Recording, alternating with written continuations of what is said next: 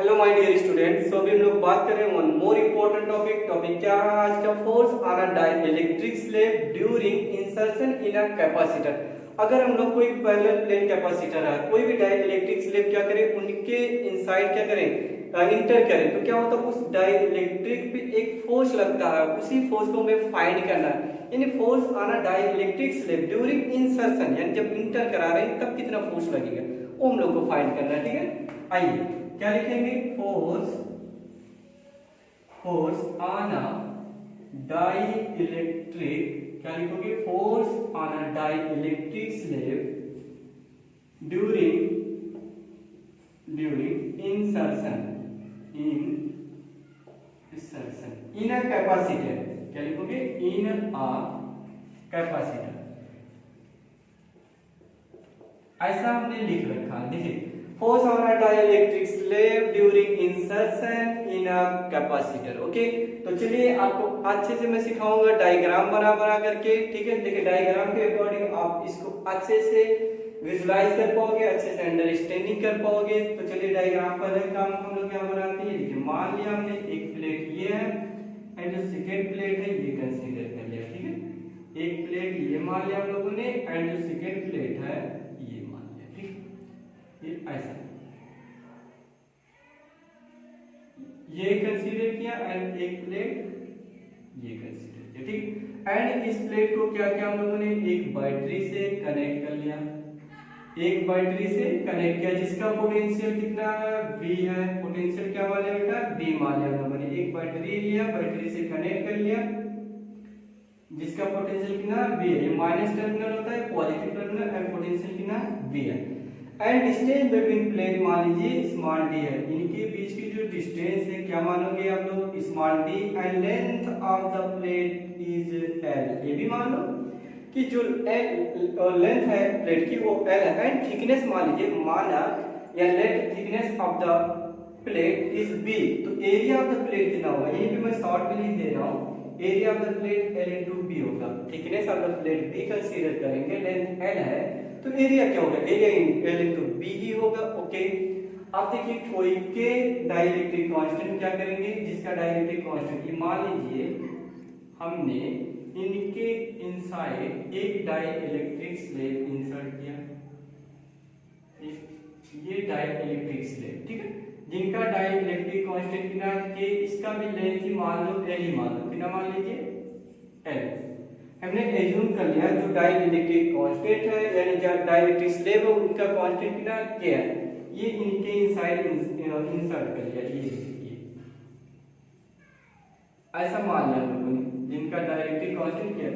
ये देखिए मान लिया कि प्लेट के इनसाइड कितना डिस्टेंस ये इंटर कर चुका है, x डिस्टेंस। कितना डिस्टेंस? x डिस्टेंस ये प्लेट के इनसाइड इंटर कर लिया। ठीक है बेटा, ये देखो ये ऐसा। अब ध्यान दीजिए ये जो कैपेसिटर है ये टू टाइप कैपेसिटर की तरह बिहेव कर रहा है। देखो यहाँ पे ईयर है और यहाँ पे क्या आ गई? मीडियम है। देखो इतने डिस्टेंस पे मीडियम आ गई और यहाँ पे तो ईयर है अभी। ठीक है, यानी यहाँ पे क्या अपना ईयर है, यानी कोई मीडियम प्रेजेंट नहीं है। तो मैंने मान लिया कि यहाँ का कैपेसिटेंस अलग होगा एंड यहाँ का जो कैपेसिटेंस है वो भी क्या होगा? अलग अलग होगा। यहाँ का मैंने मान लिया C1 एंड यहाँ का क्या मान लिया C2 मान लिया। ठीक है, तो देखिए जब हम लोग डाइइलेक्ट्रिक, देखो ऐसे भी पता है ये पॉजिटिव टर्मिनल है ये नेगेटिव टर्मिनल है, तो इस प्लेट पे क्या आ जाएगा? पॉजिटिव चार्ज ऐसे आ जाएगा। देखो इस पे क्या आ जाएगा? पॉजिटिव चार्ज, एंड इस पे क्या आ जाएगा? Negative charge. तो ये डाइइलेक्ट्रिक है तो इस पे पोलैरिटी आ जाएगा, यानी इस पे आ जाएगा नेगेटिव चार्ज और इस पे आ जाएगा पॉजिटिव चार्ज। आएगा नहीं? आ जाएगा, क्योंकि आयंस होते हैं, एटम्स होते हैं, मॉलिक्यूल्स होते हैं उसमें ये तो जो नेगेटिव आयंस होते हैं वो पॉजिटिव की तरफ चले आते हैं, जो नेगेटिव होते हैं वो मतलब पॉजिटिव वाले इस नेगेटिव की तरफ चला जाए। तो देखो नेगेटिव एक पॉजिटिव, तो इनके बीच फोर्स लगेगा, तो ओवरऑल रिजल्टेंट फोर्स इधर ही लगेगा। रिजल्टेंट फोर्स जो होगा इधर लग जाएगा, क्योंकि ये नेगेटिव पॉजिटिव है नेगेटिव है, इनके बीच फोर्स लगेगा एंड इनके बीच ऐसे इधर आ जाएंगे। ठीक है, तो यहाँ पे आप क्या लिखोगे? व्हेन, ऐसा शॉर्ट में लिख लो कोई दिक्कत नहीं, व्हेन डाइइलेक्ट्रिक इंसर्टेड क्या लिखेंगे? व्हेन डाइइलेक्ट्रिक इंसर्टेड, एक लाइन और लिखेगा, व्हेन डाइइलेक्ट्रिक इंसर्टेड, आगे देखिएगा मैं बोलता हूँ वहां पे लिख लीजिएगा, when dielectric inserted is dielectric inserted is up to distance x, क्या लिखेंगे, इंसर्टेड अप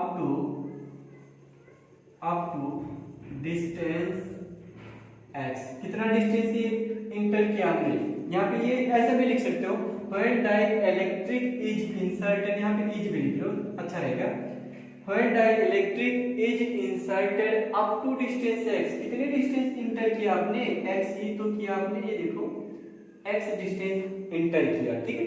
तो द कैपेसिटर कितना होगा, अगर हम बात करें यहाँ पे द कैपेसिटर कितना होगा बेटा, क्योंकि ऐसा कॉम्बिनेशन आपको पैरेलल विजुलाइज होता है, तो कैपेसिटर से यहाँ पे हम बात करें तो C1 प्लस C2 हो जाएगा, क्या होगा C1 प्लस C2, बात यहाँ से फिर से अगेन मैं रिपीट कर रहा हूँ, ये डायग्राम अच्छे से आप विजुलाइज करिए, अगेन मैंने एक ही लाइन को लिखा, when dielectric is inserted up to distance x, कितना डिस्टेंस इंटर किया, x डिस्टेंस इंटर किया, तो कैपेसिटेंस क्या होगा C1 प्लस C2, C1 देखो, C1 क्या लिखेंगे हम लोग, देखो यहाँ पे एयर है और ये डिस्टेंस कितना बचे, ये मैं यहाँ पे लिख देता हूँ एयर, ये डिस्टेंस कितना बचेगा, क्योंकि टोटल L है और x इंटर करके ही होगी, तो L माइनस x ये डिस्टेंस बचेगा। तो हमें पता होता है कैपेसिटेंस क्या होता है, अगर डाइइलेक्ट्रिक नहीं फील्ड है तो C equal to A epsilon not divided by D, ठीक है। तो देखो C1 लिखना चाह रहा हूँ तो मैं लिखूंगा L minus x into B into epsilon not divided by D, इतना आप लोग समझिए पहले, क्योंकि क्या लिखा A इंटू एप्सिलॉन नॉट, तो इसका लेंथ कितना है L minus x and thickness कितना B, तो एरिया हो जाएगा L minus x into B into epsilon not divided by D, इसका इसका तो इसका एरिया कितना हो जाएगा, अगर हम बात करें इतनी चीज की तो x इंटू बी, क्या लिखोगे x इंटू बी, अगर डाइइलेक्ट्रिक आता है तो k टाइम्स मल्टीप्लाई हो जाएगा, तो x into B k into epsilon not divided by d, आप कॉमन ले लीजिए कुछ लीजिए तो हो जाएगा यहाँ पे epsilon not b divided by d, कॉमन ले लीजिए तो आपको बचेगा L minus x plus K x, ये कैपेसिटेंस आपको फाइंड हो जाएगी बेटा। देखो कैपेसिटेंस अपने को कितना मिला, देखिए ये बातें आप समझिए, C1 प्लस C2, ये किसी को दिक्कत आ रही होगी तो अगेन मैं एक्सप्लेन कर दे रहा हूँ, ये देखो L माइनस x ही तो होगा, ये टोटल डिस्टेंस L है, x जब इंटर कर गई तो बाकी कितना बचेगा L माइनस x एंड जो थिकनेस है प्लेट की B है तो L इंटू B एरिया होता है, तो L माइनस x ऐसे, तो इसका एरिया एक भी k टाइम मल्टीप्लाई हो जाएगा, क्योंकि इसका डाइइलेक्ट्रिक कांस्टेंट k है C2, ठीक मैंने सवाल कर लिया, ये आ जाएगा, क्योंकि देखो epsilon not b d, epsilon not b और d दोनों में कॉमन कर लिया, L माइनस x बचेगा और k इंटू x कितना। अब ध्यान रखिए हमें पता होता है, यहाँ पे मैं लिख रहा हूँ अगेन देखिएगा, यहाँ पे मैं लिखूंगा energy store in a capacitor, तो energy store in a capacitor क्या होता है, energy store in a capacitor, okay. तो U इक्वल टू होता है हाफ सी बी स्क्वायर, क्या होता है U equal to half C B square. अब देखो ध्यान दीजिएगा, हाफ सी की वैल्यू ये रखोगे, सी की वैल्यू क्या प्लेस करेंगे हम लोग, ये चीज पुट करेंगे, तो देखो यहाँ पे लिखूंगा एप्सिलॉन नॉट बी और देखो एप्सिलॉन नॉट डी, सी के प्लेस पे पुट करने जा रहा हूँ, आप थोड़ा ध्यान देंगे, तो half epsilon not be into D मतलब डिवाइडेड बाय डी, और बगल में क्या लिखा हुआ बी स्क्वायर, और ये अभी मैं लिख रहा हूँ ये B square into L minus X plus K X, ये लिख लिया हम लोगों ने। ध्यान दीजिएगा मैंने कुछ किया नहीं है, ये वैल्यू सी की उठा करके यहाँ पे प्लेस कर दिया, एनर्जी स्टोर इन कैपेसिटर का formula half C B square, c की वैल्यू ये उठा के यहाँ पे हमने प्लेस कर दिया। लेकिन हमें फाइंड क्या करना है, फोर्स को पता करना है, तो हमें पता होता है अगर एनर्जी को पोजीशन के रिस्पेक्ट में क्या करें डिफरेंशिएट कर लें, यानी एनर्जी की फोर्स की जो डेफिनेशन होती है energy per unit distance known as force, ये भी पता होता है, कंजर्वेशन ऑफ एनर्जी में हम लोग सीखते हैं। तो देखिएगा मैं यहाँ पे इरेज करके लिखता हूँ क्योंकि स्पेस कम है। तो देखिए अगर हम लोग फोर्स की बात करें, force on a die electric